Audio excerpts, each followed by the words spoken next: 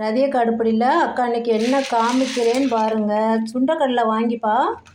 இப்போ இதில் தான் வச்சுருந்தேன். நல்லா எப்போவுமே வைக்கிற பாக்ஸில் நல்லா டைட்டாக மூடி தான் வச்சுருந்தேன். இந்த மழை நேரத்துக்கு அதுக்கும் நல்லா வண்டு வந்துருச்சு போலப்பா. திடீர்னு தான் எடுத்து பார்க்குறேன். நான் வேறு இந்த பாக்ஸில் வச்சு 1 மந்த்துக்கு மேலே ஆயிடுச்சு, மறந்துட்டேன். இங்கே பாருங்கள், அந்த சுண்டக்கடலை உள்ளே இருக்க பருப்பெல்லாம் மாவாக்கி கொடுத்துருச்சுப்பா. வண்டு எவ்வளோ இருக்குது பாருங்களேன். இதில் வந்து அக்கா வந்து இந்த டப்பாவில் மட்டும் அடியில் வேப்பிலை வைக்கல. நம்ம வந்து பச்சை வேப்பிலையாகவே எல்லா டப்பாவுக்கும் அடியில் கண்டெய்னருக்கு அடியில் வச்சுட்டு அதுக்கப்புறம் இதில் கவரில் போட்டு வைப்பேன்.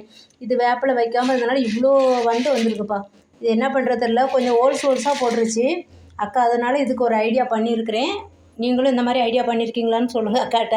இந்த வடை சட்டி நல்லா காய வச்சுட்டேன்னா, லைட்டாக காய வச்சுட்டு இந்த அடுப்பை ஆஃப் பண்ணியிருக்கேன். ஆஃப் பண்ணிவிட்டு லைட்டாக அந்த ஹீட்லேயே போட்டு பரட்டி எடுத்தோம்னா இந்த வண்டு எல்லாம் கொஞ்சம் அந்த ஹீட் ஏறினோன்னா வண்டு வெளியே வந்துடும். அப்புறமா நம்மளுக்கு கொஞ்சம் இன்னும் நம்ம செய்கிற வரைக்கும் கொஞ்சம் மீதி இருக்கிறது வண்டு அரிக்காமல் இருக்கும் கடலையை. அதனால் அக்கா எல்லாத்தையும் போட்டுட்டு காமிக்கிறேன். இப்போ கடலையை ஃபுல்லாக அக்கா இந்த வடை சட்டியில் அள்ளி போட்டேன். இப்போ பாருங்கள், அந்த மாவும் இந்த வண்டும் உயிரோடு தான் இருக்குது வண்டு. அதுவும் நம்ம புடச்சி மேல்டாப்பாக எடுத்துட்டேன். இந்த மாவு வண்டு தான் இருக்குது. இதை நல்லா கழுவி வெளியே கொண்டு கொட்டிடலாம். அப்புறமா இதை லைட்டாக பரட்டி எடுத்துக்கலாம். இப்போ வடை சட்டி காஞ்சோன்னா அக்கா அடுப்பு ஆஃப் பண்ணிவிட்டு அதுக்கப்புறம் இப்போ கடலையை வடை சட்டியில் போட்டதுக்கப்புறம் எவ்வளோ சிம்மில் வச்சுருக்கேன் பாருங்கள். அப்படியே 2 பரட்டு தான் பரட்டணும். அப்புறம் வறுபட்ட கடலை மாதிரி ஆயிரும். நம்ம ஊற வச்சு ஏதாவது செஞ்சோம்னா அந்த டேஸ்ட் வேறு மாதிரி ஆயிடும். அவ்வளோதான். இப்போ அடுப்பு ஆஃப் பண்ணிடலாம். அதுக்கப்புறம் அந்த ஹீட்லேயே இருக்கட்டும். நல்லா ஹீட்லேயே கொஞ்ச நேரம் ஒரு 10 நிமிஷம் அந்த ஹீட்லேயே விட்டுருங்க. அதுக்கப்புறம் தூக்கி நம்ம லைட்டாக ஆற வச்சுட்டு ஏதாவது டப்பர்வேரில் போட்டு ஃப்ரிட்ஜில் வச்சிட வேண்டியதான். வேறு வழி இல்லை. வேறு வெளியே வச்சாலும் மறுபடியும் அதில் அப்படி இல்லைன்னா நம்ம டக்குன்னு ஏதாவது செஞ்சிடணும். ஏதாவது ஒரு 2-3 நாளில் இந்த கொண்டக்கடலை காலியாகிற மாதிரி ஏதாவது டிஷ்ஷு செஞ்சிட வேண்டியதான். 1 kg வாங்கிட்டேன்ப்பா. இது அப்படியே கொஞ்சம் ஆறட்டும். இப்போ அப்படியே ஒரு தட்டில் லைட்டாக, இன்னும் வடை சட்டி கொஞ்சம் சூடாக தான் இருக்குது, ஒரு தட்டில் லைட்டாக கொட்டி ஆற வச்சுட்டு நீங்கள் ஊற வச்சு ஏதாவது ஒரு டிஷ்ஷு செய்யும்போது அந்த ஓட்டையாக இருக்கும்ல, வண்டு அரிச்ச கடலை வந்து மிதக்கும். அதை வந்து நான் அவாய்ட் பண்ணிடுவேன். பண்ணிவிட்டு நம்ம டிஷ் செஞ்சால் புதுக்கடலை மாதிரி சூப்பராக இருக்கும். இப்போ மறுபடியும் அக்கா கடாய் காய வச்சுருக்கிறேன். எதுக்குன்னு சொன்னால் அக்கா ஜீரகம், சோம்பு, இதெல்லாம் அந்த வெந்தயம் அதெல்லாம் அஞ்சரைப்பட்டியிலேருந்து இந்த கிண்ணத்தில் அஞ்சரைப்பட்டியில் இருக்குல்ல அதெல்லாம் எடுத்து லைட்டாக ஹீட் பண்ணி வச்சிடணும். மழை நேரம்ல ஹீட் பண்ணி வச்சாதான். இப்போ அந்த கொண்டக்கடலை அப்படி ஆனோன்னா இப்போ கேர்ஃபுல் ஆகிட்டேன். நம்ம கொஞ்சம் ஹீட் பண்ணி வச்சிட்டோன்னா அப்படியே இருக்கும். நம்மளுக்கு இந்த மழை நேரம் ஒரு மாதிரி நமத்து போன மாதிரி இருக்குது. அப்புறம் அதுக்குள்ளேயும் புழு வண்டெல்லாம் வந்துடுது, எப்படி நம்ம டைட்டாக க்ளோஸ் பண்ணி வச்சாலும். அதனால் லைட்டாக எவ்வளோ சிம்மில் வச்சுருக்கேன் பாருங்கள்.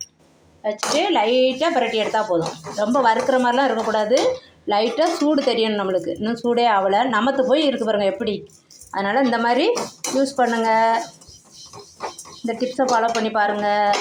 இது அந்த சோம்பு கொஞ்சமாக எடுத்து வச்சுருக்கேன். மீதி வந்து அக்கா பேக்கெட்டில் நல்லா அடைச்சி ஃப்ரிட்ஜில் வச்சுருக்கிறேன். அவ்வளோதான். கையில் லைட்டாக நம்ம அடுப்பை ஆஃப் பண்ணிட்டு அள்ளும்போது சூடு இருக்கணும். இதான் சூடு இருக்குது, அவ்வளோதான்.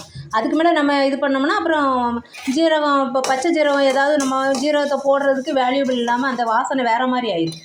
அதனால் அவ்வளோதான் போதும். நம்மளுக்கு இந்த வடை சட்டி சுடுது, ஆனால் ஜீரகம் நம்ம கையில் எடுக்கிற பொறுக்கிற அளவு சுடணும். அவ்வளோதான். சோம்பும் லைட்டாக பரட்டணும். அவ்வளோதான்.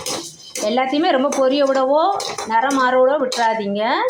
லைட்டாக சூடு காட்டணும். அவ்வளோதான். சூடு காட்டிட்டு அப்படியே ஆற வச்சு டப்பை நல்லா நம்ம அஞ்சரைப்பட்டியில் வைக்கும்போது அக்கா கொஞ்சம் கொஞ்சமாக யூஸ் பண்ணுவேன். இது பாருங்கள், 25 கிராம் ஜீரோ சோம்பு தான் இருக்கும். அந்த மாதிரி யூஸ் பண்ணிக்கோங்க. மீதியை நான் நல்லா கண்டெய்னரில் போட்டு நம்ம ஃப்ரிட்ஜில் வச்சுட்டு அப்புறம் எடுத்துக்கலாம். இந்த சோம்பு தூள் வீட்டில் பண்ணுவோம்ப்பா. அப்போ வந்து லைட்டாக வறுத்துட்டு தான் அக்கா சோம்பு தூள் பண்ணுவேன். வாசனையாகவும் இருக்கும். நம்மளுக்கு பொடி வந்து நல்லா சீக்கிரமாக நல்லா நைஸ் ஆகிடும். அவ்வளோதான். இது போதும். அவ்வளோதான். எல்லாம் சூடு காட்டியாச்சு. கொஞ்சம் லைட்டாக ஆறின உடனே நம்ம எடுத்து இது பண்ணி வச்சிடலாம். அஞ்சரைப்பட்டியிலே போட்டு வச்சிடலாம். இதுவும் பாருங்கள், நிறம் மாறி இருக்கக்கூடாது. இங்கே பாருங்கள், நிறம் மாறவே இல்லை. பார்த்தீங்களா க்ரீனிஷ் எப்படி இருக்குது, அப்படியே இருக்கணும். நிறம் மாறக்கூடாது. நான் கொஞ்சம் சூடு காட்டணும். அவ்வளோதான். இந்த டிப்ஸு ஃபாலோ பண்ணி பாருங்கள். பார்த்துட்டு பிடிச்சிருக்கா சொல்லுங்கள். மழை நேரத்தில் எல்லாத்தையும் வெந்தயம் எல்லாத்தையுமே லைட்டாக சூடு காட்டி எடுத்து வச்சுருங்க. அப்படியே இருக்கும். பயிர் ஐட்டம், பருப்பு, உளுத்தம்பருப்பு எல்லாத்தையும். தேங்க்யூப்பா. இந்த ஐடியா வந்து உங்கள் எல்லாருக்கும் யாருக்கெல்லாம் அந்த ஐடியா தோணுச்சுன்னு சொல்லுங்கள். யாரெல்லாம் செஞ்சு பார்த்துருக்கீங்கன்னு சொல்லுங்கள். நிறைய பேருக்கு இந்த ஐடியா கண்டிப்பாக இருக்கும். இதை விட பெஸ்ட் ஐடியாவும் இருக்கும். அக்காவுக்கு இப்போ எனக்கு தோணுனது இப்படி செஞ்சு வச்சுப்பேன் மழை நேரத்தில். அதனால் உங்கள்கிட்ட ஷேர் பண்ணிக்கிறேன். தேங்க்யூ.